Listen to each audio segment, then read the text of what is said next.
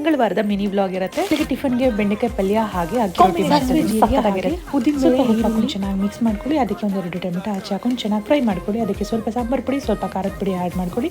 ಚೆನ್ನಾಗಿ ಮಿಕ್ಸ್ ಮಾಡಿಕೊಂಡು ಈಗ ಬೆಂಡೆಕಾಯಿ ಹಾಕೊಂಡು ಬೆಂಡೆಕಾಯಿನ ತೊಳೆದ್ಬಿಟ್ಟು ಅದನ್ನ ನೀರ ಸೋಸು ಎತ್ತಿಟ್ಕೊಂಡಿದ್ದೀನಿ. ಏಕೆಂದ್ರೆ ಅದನ್ನ ಹೇರ್ಗೆ ಹಚ್ಕೊಳ್ಳೋದ್ರಿಂದ ಅಂದ್ರೆ ಕೂದಲಿಗೆ ಹಚ್ಕೊಳ್ಳೋದ್ರಿಂದ ತುಂಬಾ ಕಂಡೀಷನರ್ ಆಗಿ ಹೋಗಿ ಈಗ ಹಾಕಿ ರೊಟ್ಟಿಗೆ ರೆಡಿ ಮಾಡ್ಕೊಳ್ಳೋಣ. ಒಂದು ಕಡೆಯಲ್ಲಿ ಸ್ವಲ್ಪ ನೀರು ಹಾಕಿ ಅದಕ್ಕೆ ಮಿಕ್ಸ್ ಮಾಡ್ಕೊಳ್ಳಿ. ಲೈಕ್ ಮುದ್ದೆ ಮಾಡ್ತೀವಲ್ಲ ಆ ಹದದಲ್ಲಿ ಇರಬೇಕಾಗತ್ತೆ. ಸ್ವಲ್ಪ ತುಪ್ಪ ಹಾಗೆ ಸ್ವಲ್ಪ ಉಪ್ಪು ಹಾಕೊಂಡು ಚೆನ್ನಾಗಿ ಮಿಕ್ಸ್ ಮಾಡ್ಕೊಂಡು ಒಂದ್ 2 ನಿಮಿಷ ಕ್ಲೋಸ್ ಮಾಡಿ ಅದನ್ನ ಸಿಮ್ಮಲ್ಲಿ ಬೇಯಿಸ್ಕೋಬೇಕಾಗತ್ತೆ.